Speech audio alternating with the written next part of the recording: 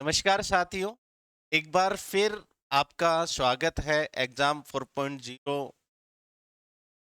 Channel पर। और आज हम एक बार बड़े दिनों बाद मिले हैं। आज के बाद आपको ये क्लासेज कंटिन्यू मिलेंगी। देखो बच्चों, आज का जो दौर है वो चल रहा है परीक्षाओं का। आरएमएसएस, आईआरएस, आरपीएससी सभी ने अपने शेड्यूल्स जारी कर दिए हैं, बाकायदा डेट शीट जारी कर। और हम भी थोड़े फ्री हो गए हैं कि एग्जाम्स जो राजस्थान माध्यमिक शिक्षा बोर्ड की एग्जाम्स हैं वो भी हमारी क्लोजिंग की ओर हो चुकी हैं। तो हम अब आपको पूरा समय दे सकते। हम पढ़ेंगे हिंदी। देखो बेटा, हिंदी विषय इसकी हम बात कर रहे हैं तो ऐसा कोई कॉम्पिटिटिव एग्जाम नहीं है जिसमें हिंदी के प्रश्न पूछे नहीं जाते हैं। किसी भी एग्जाम को आप उठा के लेके देख लीजिए। छोटी से छोटी एग्जाम चतुर्थ श्रेणी कर्मचारी से लेके पटवार, ग्राम सेवक, बीडीओ, इसके अलावा राजस्थान एसआई में तो एक अलग पेपर होता है। अभी राजस्थान एसआई में एक पेपर होगा टेक्निकल तरफ से, वो वाला। क्या आप आरएएस की बात कर लें, क्या आप केंद्र के किसी भी बात कर ले, चाहे केवीएस की बात कर ले, नीट की बात कर ले, चाहे आप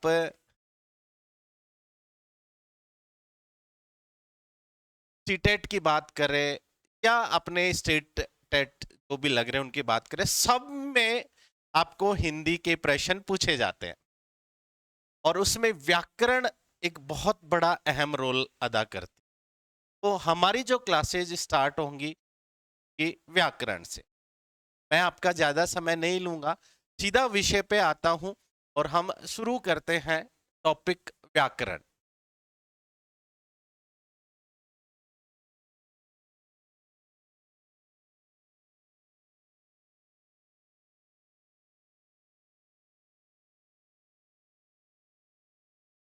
देखो बच्चों, एक बात आपको कहना चाहूंगा, चाहे हिंदी हो या कोई और विषय, हमको रटना नहीं है, समझकर पढ़ना है। एक चीज आपको मैं पढ़ाने से पहले कहना चाहूंगा, किसी भी विषय को पढ़ने के लिए सबसे पहले अगर आपके दिमाग में एक बात आती है, और वो बात क्या है, अगर आपके दिमाग में प्रश्न आता है कि ऐसा है, मैं का ऐसा ही हुआ और कुछ क्यों नहीं हो सकता था, ऐसा भी हो सकता। अगर किसी के दिमाग में क्या, क्यों और कैसे ये प्रश्न आना शुरू हो गया, मान लीजिए वो ज्ञान के पहले स्टेप। इसी क्रम में हम अपना जैसे व्याकरण की बात करते हैं, हिंदी विषय में व्याकरण शब्द बना कैसे है, ये प्रश्न आता है। बहुत बार हम पढ़ चुके हैं और बहुत सारे आपके साथी और आप सब जानते हैं व्याकरण शब्द की उत्पत्ति कैसे हुई है। देखिए, हम जब पढ़ेंगे आगे जाएंगे तो हमें प्रश्न पूछे जाते हैं कि इस शब्द में कौन सा उपसर्ग है, कौन सा प्रत्यय है, कौन सा मूल शब्द है, ये सारे शब्द और ये सारी चीजें हमें व्याकरण के द्वारा ही हमारे ज्ञान में आती हैं। टॉपिक स्टार्ट करेंगे। व्याकरण जो शब्द है वह बना है, इसमें मूल शब्द है बी, आ, और एक मैं कहूं करण।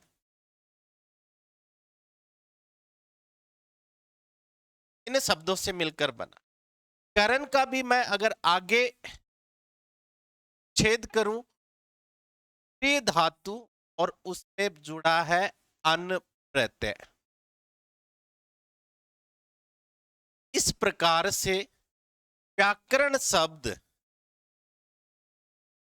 पी धन आ धन प्रिय धातु और अन प्रत्यय के योग से बना है। कई बार पूछा जाता है, ये तो हुआ कि व्याकरण शब्द में क्या क्या है। हम सब जानते हैं, सारे जानते हैं, किसी मूल शब्द में अर्थात धातु रूप से पहले जुड़ने वाले शब्द सर्ग कहलाते हैं। अब ये उपसर्ग क्यों हुए, ये हमें व्याकरण ही बताएगी और हम सीखेंगे जैसे जैसे जाएंगे। देखो, मैं कहता हूं जो शब्द आएंगे हमारी भाषा में, जैसे जैसे ये आज हमारी पहली क्लास है, स्टार्टिंग हम करते हैं, जब इन शब्दों से गुजरते जाएंगे तो हमें पता चलता जाएगा उपसर्ग क्या है, प्रत्यय क्या है, धातु क्या है, मूल शब्द क्या है। आप स्टार्टिंग में ही एग्जिस्ट या उत्साहित होके ये मत करिएगा, तो पहले ये जानना है करते करते। उपसर्ग क्रय, इसमें धातु रूप या मूल शब्द और अन्य प्रत्यय है। देखो बच्चों, एक बात ध्यान रखना, जब हम पढ़ेंगे प्रत्यय और उपसर्ग, उसमें पढ़ेंगे कि हर शब्द के प्रत्यय और उपसर्ग के अपने अपने अलग अलग अर्थ होते। मैं अगर आपसे पूछूं यहाँ वी का और आ का क्या अर्थ है, तो आधे कहेंगे सर हमें तो पता ही नहीं है। वहीं मैं पूछ लूं, एक शब्द हम लोग जानते हैं विज्ञान, तो आप सब बता देंगे। ज्ञान का अर्थ होता है ज्ञान, और वी का मतलब विशेष, अर्थात विज्ञान का मतलब हुआ विशेष ज्ञान। ये हमने रट रखा है, परंतु अगर मैं अकेले वी का अर्थ पूछ लूं तो हम उत्तर नहीं दे पाएंगे। उसी प्रकार आ के भी आपने अनेक उदाहरण पढ़ रखे हैं, जैसे आवरण। वरण का अर्थ होता है ढका हुआ, आ का मतलब चारों ओर से, आवरण का मतलब हमें पता है चारों ओर से ढका हुआ।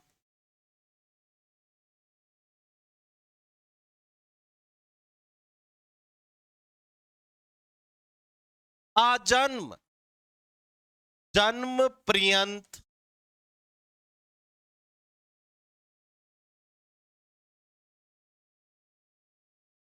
जन्म का जन्म अर्थ और का अर्थ हुआ पर्यंत। आमरण, आप कह देंगे मृत्यु तक। आमरण मृत्यु तक। मरण का अर्थ होता मृत्यु, और इस प्रकार से आकार्थ तक, इस आकार्थ या पर्यंत, इस आकार्थ हुआ चारों ओर से। तो हम देख रहे हैं इसी प्रकार इसमें भी बहुत सारे शब्द हैं। यहां वी में विशेष आया, अगर मैं कह दूं योग और सुनूं वियोग, हमको पता है योग से रहित, वियोग का मतलब योग से रहित, रहित के अर्थ में। इसी प्रकार विषम, समानता से रहित।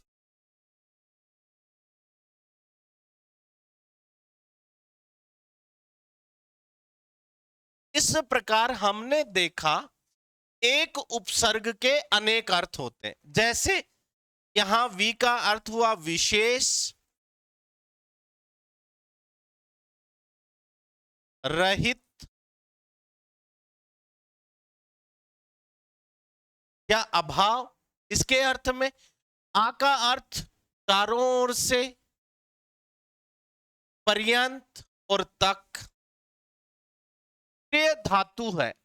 अब कई बच्चे प्रश्न करेंगे, आप लोग कर भी रहे हैं, सर धातु क्या होती है। धीरज रखिए, हम एक एक विषय पर बात करेंगे, जैसे जैसे टॉपिक हमारा आगे बढ़ता जाएगा हम बात करेंगे।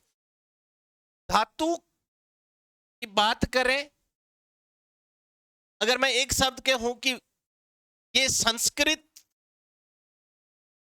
में होती हैं और इसका अर्थ होता है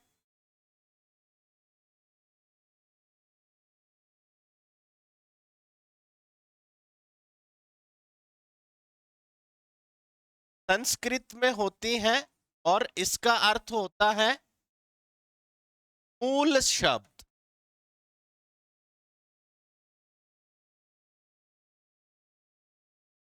और अन्य जो प्रत्यय हैं, देखो बच्चों, प्रत्यय का अर्थ होता है वाला या वाली। पुल्लिंग में इसका अर्थ होता है वाला और स्त्रीलिंग में इसका अर्थ होता है वाली। पुल्लिंग में इसका अर्थ होता है वाला और स्त्रीलिंग में अर्थ होता है वाली।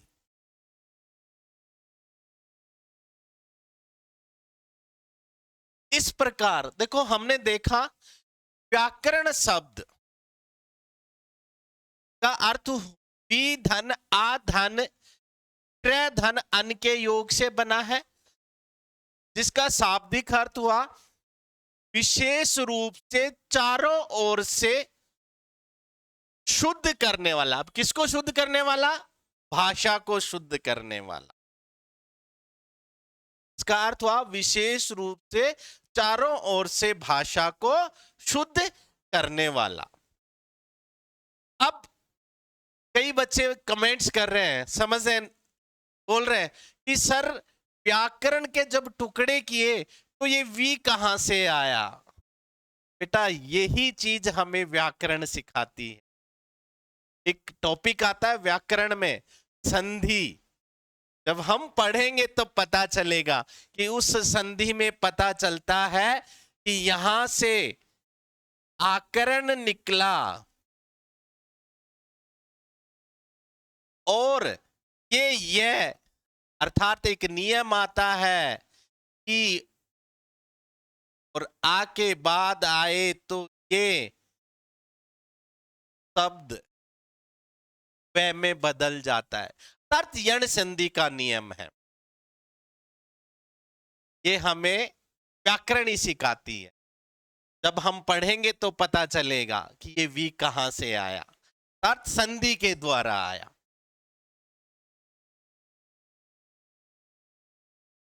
ये बात हमें व्याकरण ही बताती।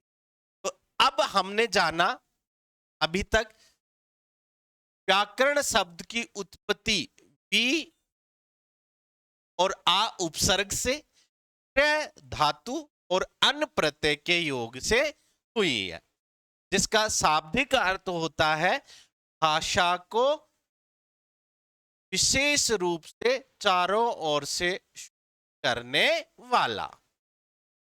ये हमने अर्थ जाना।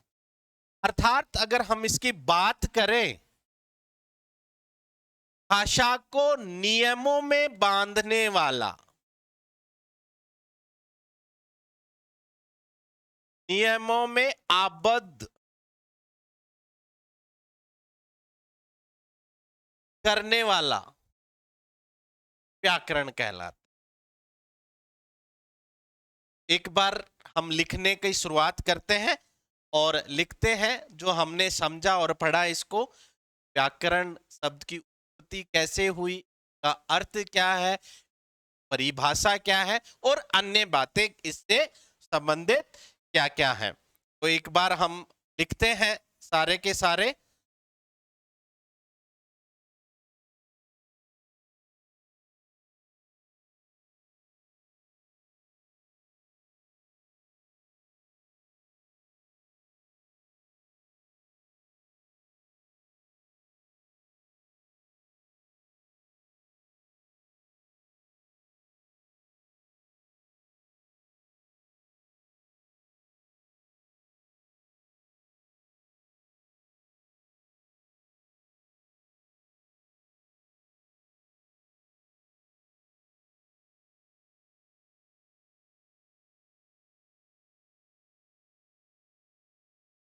चलो, अर्थात व्याकरण की भूमिका।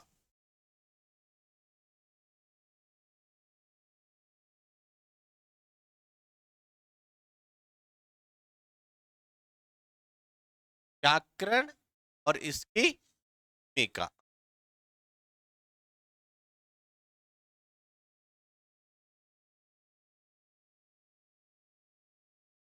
व्याकरण शब्द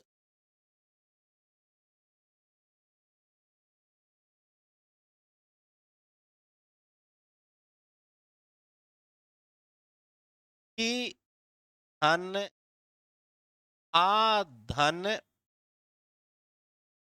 क धन अन्न के युग से बना है, जिसमें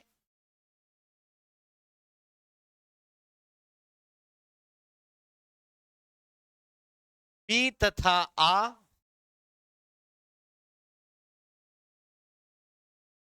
तथा आ चर्ग हैं,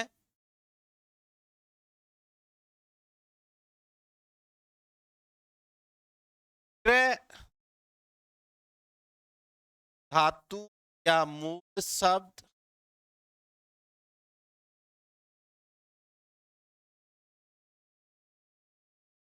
तथा अन प्रत्यय है।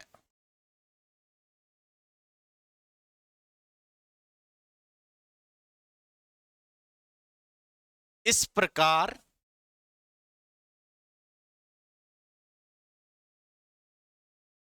व्याकरण का अर्थ हुआ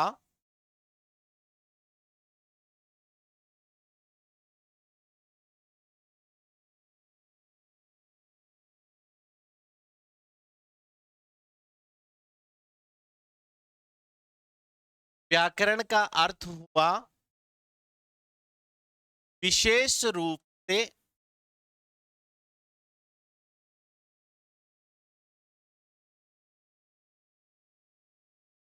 चारों ओर से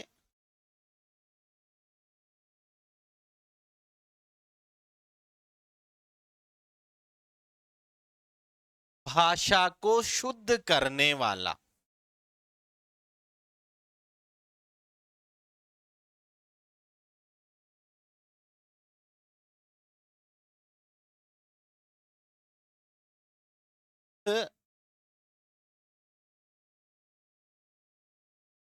करने वाला अर्थात भाषा को विशेष रूप से चारों ओर से नियमों में आबद्ध करने वाला व्याकरण कहलाता है। अर्थात हम अगर इसकी परिभाषा के रूप में कहें, अर्थात परिभाषा के रूप में कहें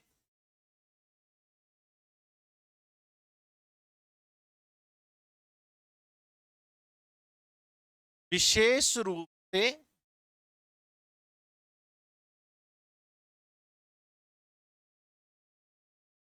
चारों ओर से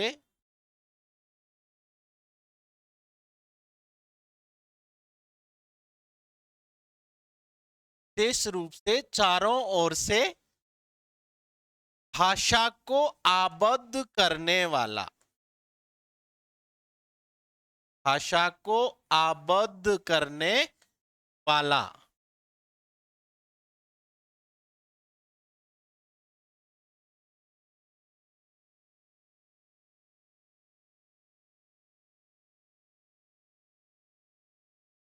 आबद्ध करने वाला व्याकरण कहलाता है।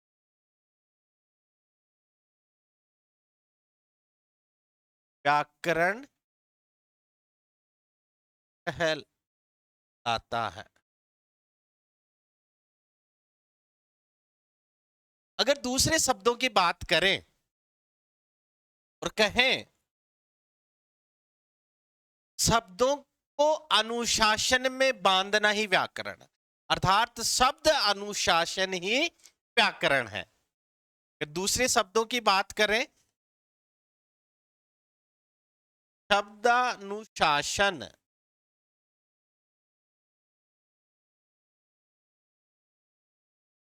ही व्याकरण कहलाता है।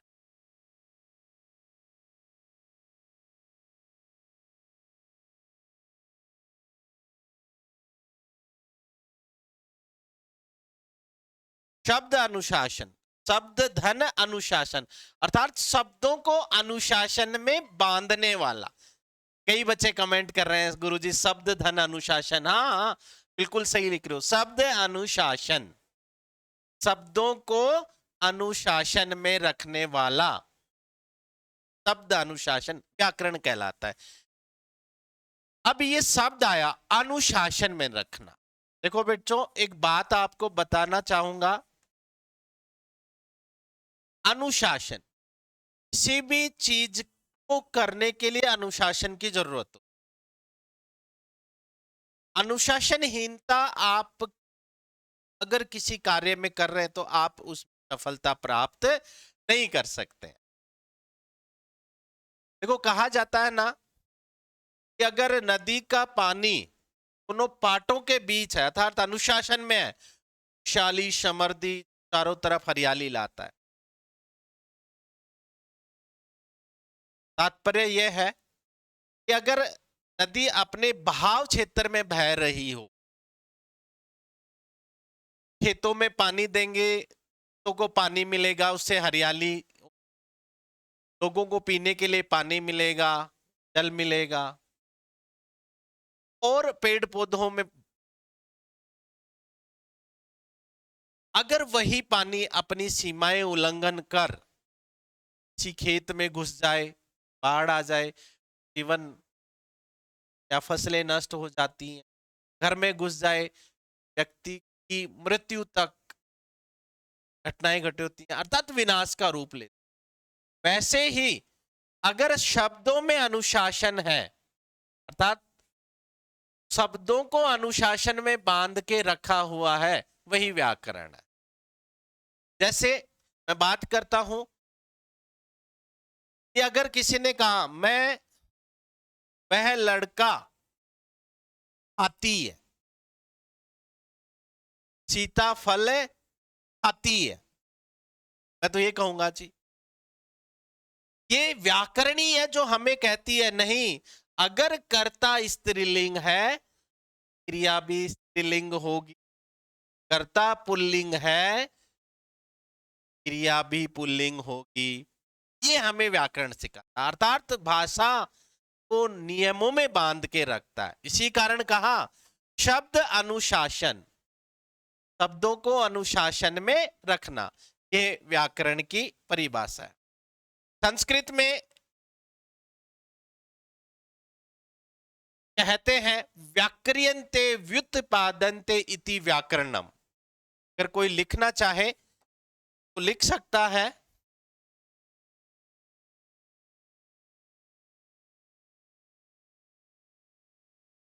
व्याक्रियन्ते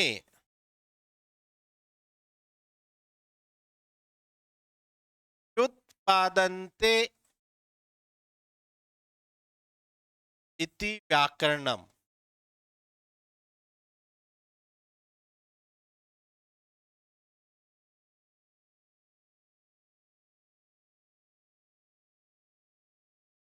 संस्कृत के में अगर परिभाषित करें तो देखो आप, एक शब्द आया,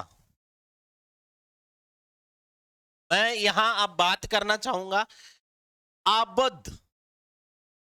कई बच्चे आबद्ध को ऐसे लिखते हैं,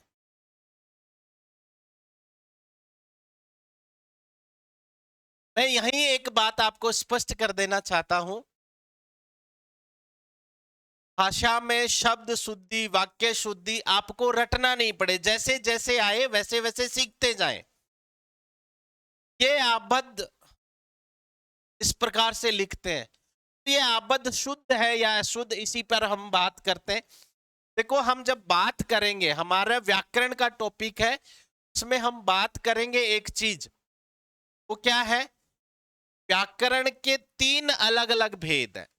देखो बच्चों, हर एक चीज को स्टार्ट करने के लिए सबसे पहले व्याकरण शुरू होती है वर्ण, और उससे भी पहले एक शब्द आता है ध्वनि।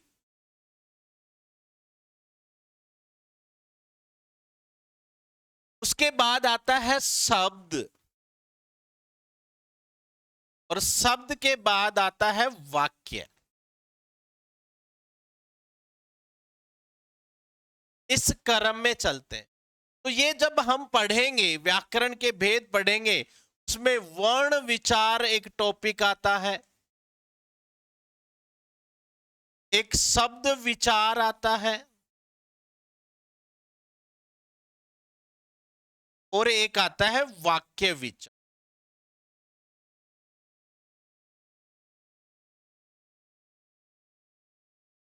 कोई भी भाषा, हिंदी की बात करें तो वो सबसे पहले शुरुआत होती है वर्ण से। अर्थात हिंदी भाषा की लिखित, अर्थात भाषा की सबसे छोटी लिखित इकाई वर्ण कहलाती है। वर्ण मिलकर शब्द बनते हैं, और शब्द से वाक्य बनते हैं, और वाक्य से ही आपके गद्य और पद्य की रचनाएं होती, और वो गद्य और पद्य मिलकर आपकी पुस्तकों का निर्माण, एक क्रम है।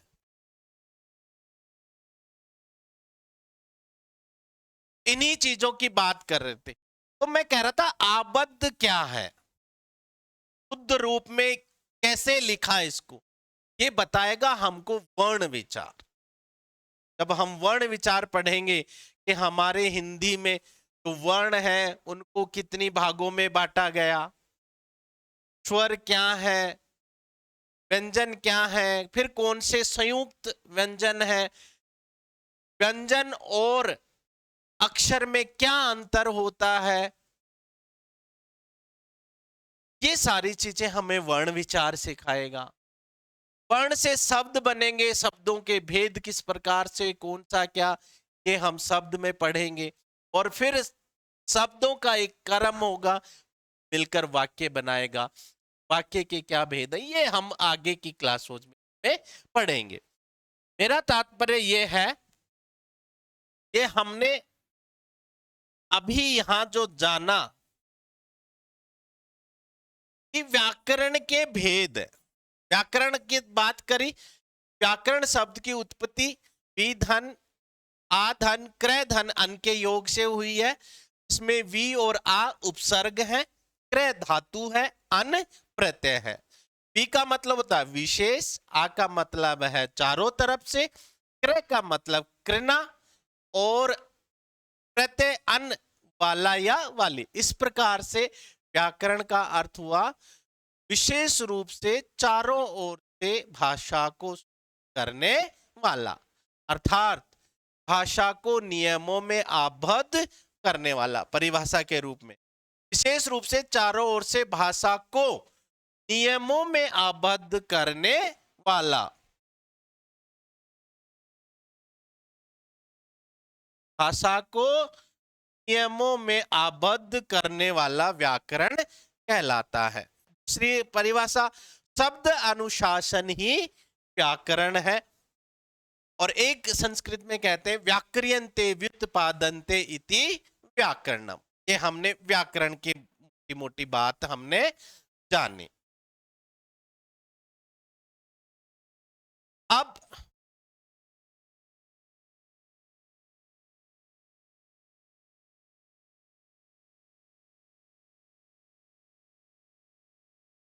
आगे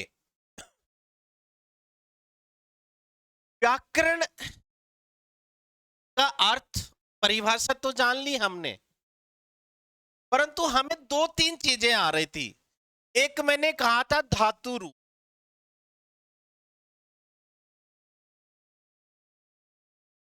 देखो धातुएं संस्कृत में होती, अगर मैं बात करूं संस्कृत और हिंदी की, तो हम सब जानते हैं कि हिंदी का जन्म संस्कृत से ही हुआ है, परंतु फिर हम अलग से क्यों इसके रूप पढ़ते हैं कि पूरी तरह से संस्कृत को अडॉप्ट या स्वीकार इसमें नहीं किया गया, इसके अलग अलग रूप है। तो धातु संस्कृत में है, इसका अर्थ होता है मूल शब्द, और हिंदी में इसको हम क्रिया के रूप में देख सकते, अर्थात अगर क्रिया के अंत से ना हटा दें तो धातु रूप आ जाता है।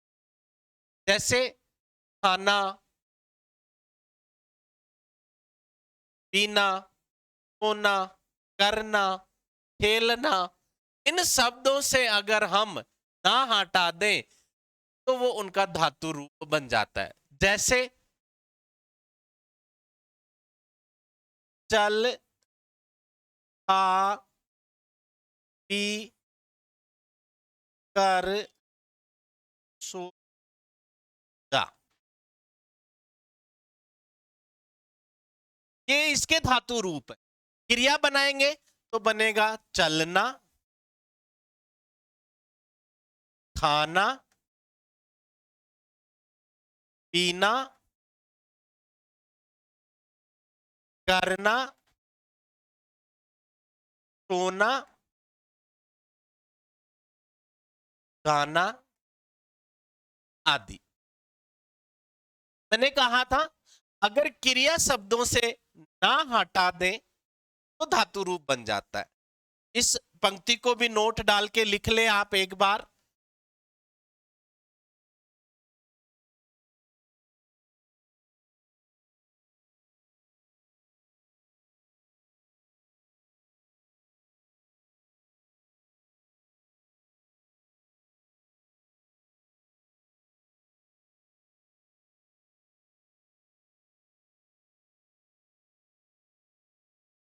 धातु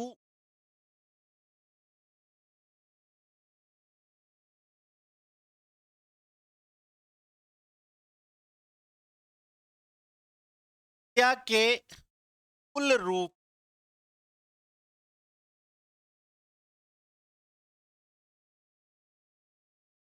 धातु कहते हैं।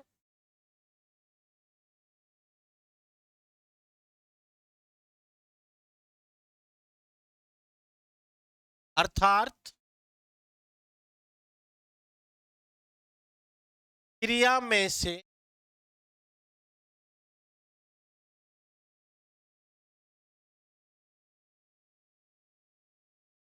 ना हटाकर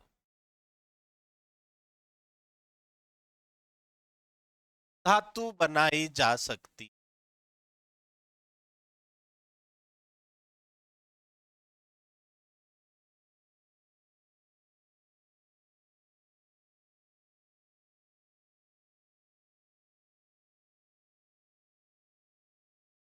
उदाहरण जैसे चल, खा, कर, जा। अगर इनमें ना लगाएंगे तो बनेगी चलना, खाना, पीना, करना, सोना, जाना इत्यादि क्रियाएं हैं। ये एक आप नोट लगाकर लिख लो।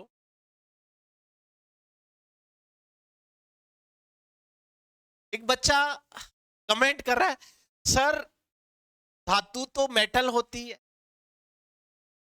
वेरी गुड बेटा, मैंने कब कहा धातु मेटल नहीं होती? विज्ञान विषय में मेटल अर्थात मेटल क्या है? मुझसे इलेक्ट्रॉन लो, धातु का रूप है जब पढ़ते हैं।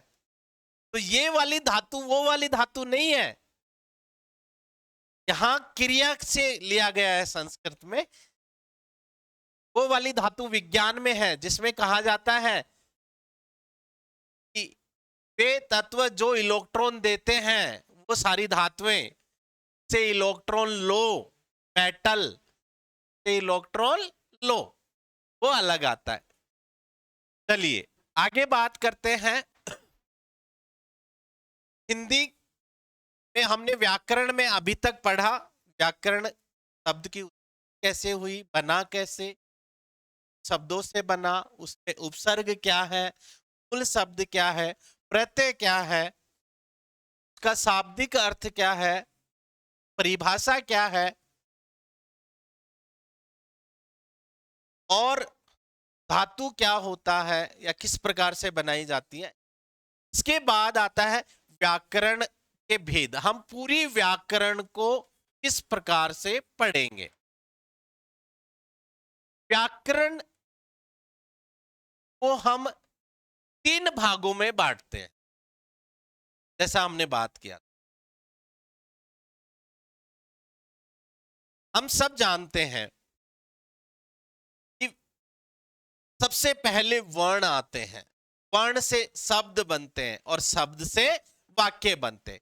इसी प्रकार व्याकरण की बात करते हैं, या व्याकरण को हम 3 प्रकार से पढ़ेंगे। सबसे पढ़ेंगे वर्ण भेद, दूसरा पढ़ेंगे शब्द भेद,